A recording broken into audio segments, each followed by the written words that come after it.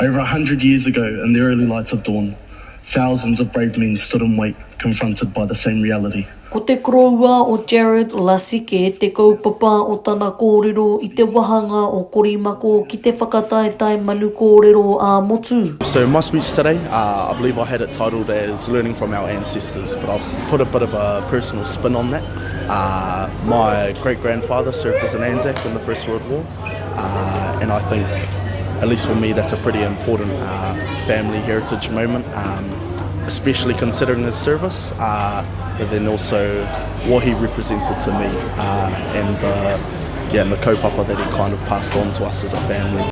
Katoa a Jared I te wahanga o te korimako ki te whakataetai ārohe o te arawa, a koia tētahi o ngā kai whakataetai te kaumārima ka tū I te rā nei, ki te toa ngaroa ki tā maki makaurau.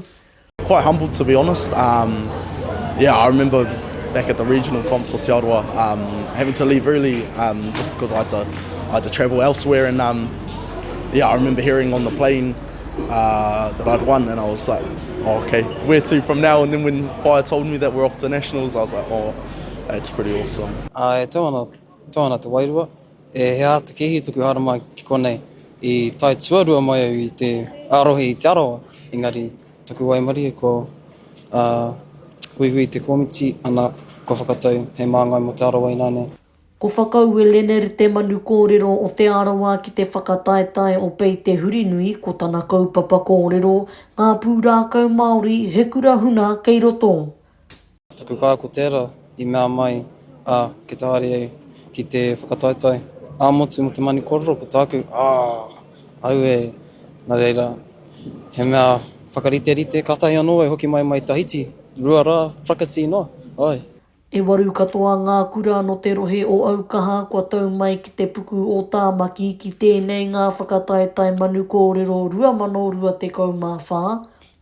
He kaupapa whakahirahira mō ngā tini rangatahi Māori o te motu ki te whakawhanaunga I runga anō I tēntahi kaupapa hākoakoa.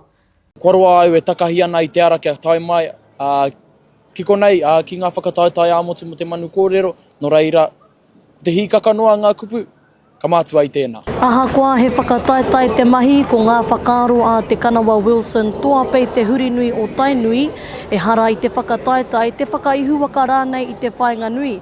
Hoi anō, ko te whakapuaki I te reo ka mutu I ngā whakaaro a te rangatahi. Ko te Wikitoria e hera I te mea e whai ānei au te rāra. Ko te mea matua mōku, te whakaputa I te whakaaro o te rangatahi, engari I roto I ngā tau ko āhua kaiponu tēnā kai kōrero, ki tēnei mea te Wikitoria engari. Ko te mana o ngā kura, o Ngā Manu Kōrero, ko te whakamana I te reo o te rangatahi no reira koina.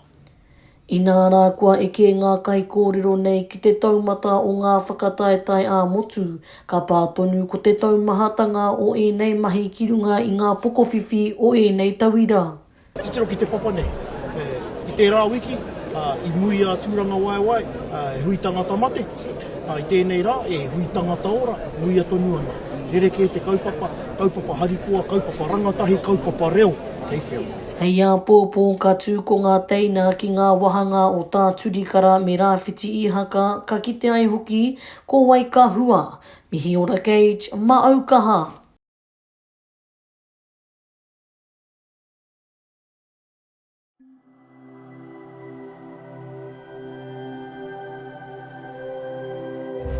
Ko te reo